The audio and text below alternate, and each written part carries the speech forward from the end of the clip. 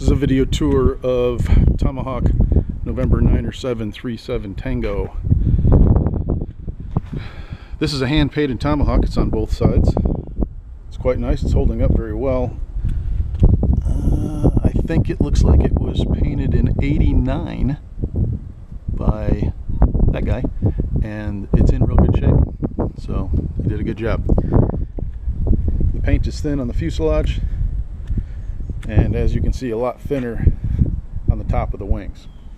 We do have this spot right here where the paint is coming off. It'd be easy enough for somebody to sand that away, throw some paint on it. As far as I know, that's the only sign of any kind of corrosion on the plane anywhere.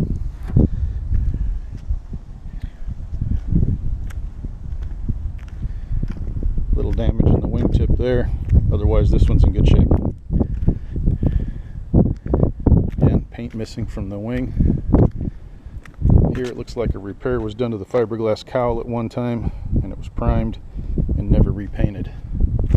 Propeller's in good shape. Cowling has some cracks here and there. It is a 35-plus-year-old airplane. The spinner's in good shape except for one spot. Here, let me rotate this around.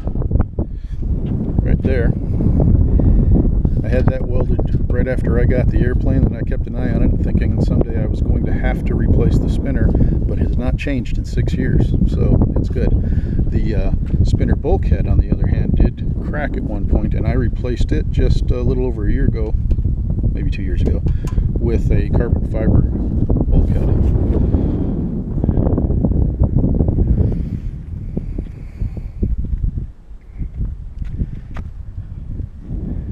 This wing's a little better than the other one, but still could use paint. The paint on the bottom side of the wings, I don't know if you'll be able to see it, is actually, as you might expect, in real good condition.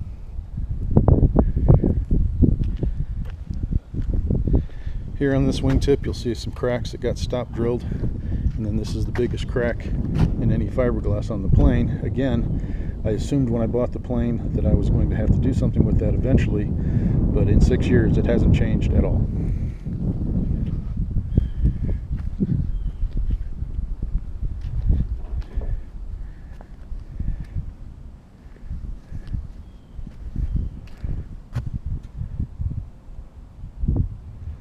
There's a better view of the Tomahawk with the sun shining on it.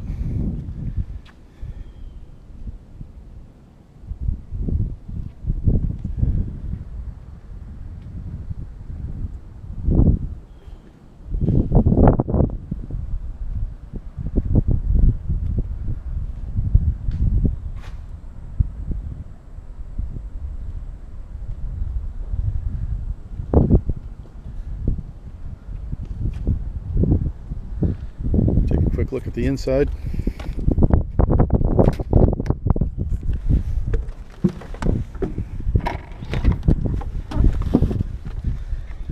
Basic panel.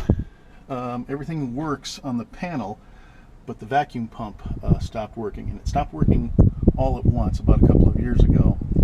And I don't know if it's the vacuum pump itself, which would only be a $125 item, or it could be, I've been told that it could just be a shear pin on the PTO shaft to the vacuum pump. Since it failed suddenly, it's more likely that than the vacuum pump itself. I don't know. Don't make much use of those instruments anyway when I'm flying, so I've never been in a hurry to fix it. The left fuel gauge is also not functioning correctly. It's stuck on full when the power's on and goes to empty with power off. Probably one of the sending units. There are 2 sending units in each tank on this aircraft. The radios work just fine. They're nothing fancy, obviously, but they get the job done. Carpets are in excellent condition. Most of the interior plastic parts are either newer or newly refinished. I see I've got screws loosening up here. I'll have to tighten that up. I repainted the parts that weren't new, repaired and repainted them 6 years ago when I bought the plane. So they've got a little wear on them now, but most of them are in pretty good shape. There's a cargo net I put in the back, including a strap. And again, that carpet's in excellent condition. The only upholstery problem in the airplane is the seat back on the passenger side. As you can see, I've put a cover over it. The fabric started to deteriorate, so I put the cover over it thinking someday I'll take that out and have the fabric replaced. Otherwise the seats are in pretty good shape.